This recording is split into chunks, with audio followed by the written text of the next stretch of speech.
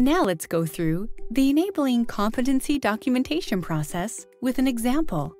Jason recalled a problem he needed to solve when preparing the monthly reporting package.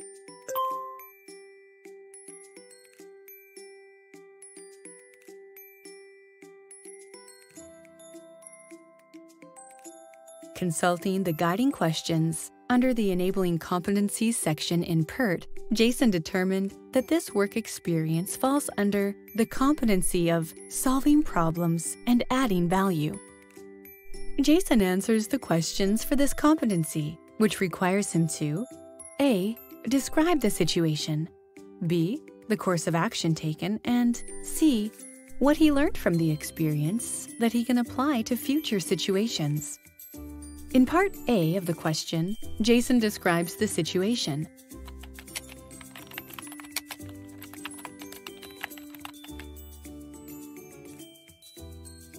Jason uses the CPA way model to consider alternatives and identify a course of action. In part B of the question, Jason uses the CPA way and documents the following.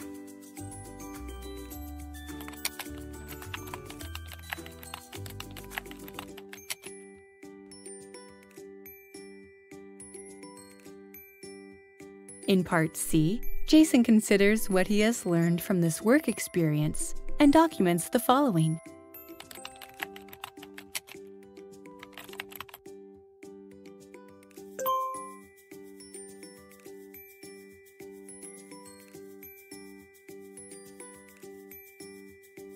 Jason checks his answers against the rubric and sees that he is demonstrating at level 1.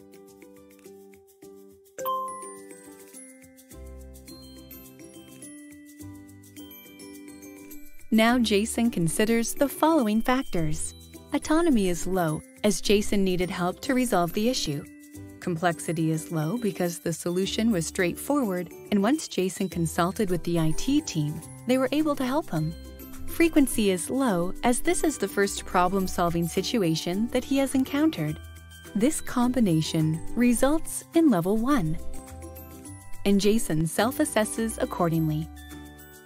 As Jason has no other enabling competencies to document at this time, he has now completed his first experience report in PERT.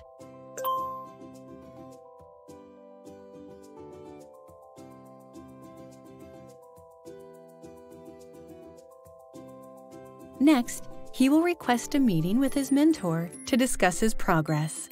If there are no changes to his experience report based on this discussion, he can submit it to his supervisor for verification. Up next, learn how to complete a mentor meeting and request a CPA review.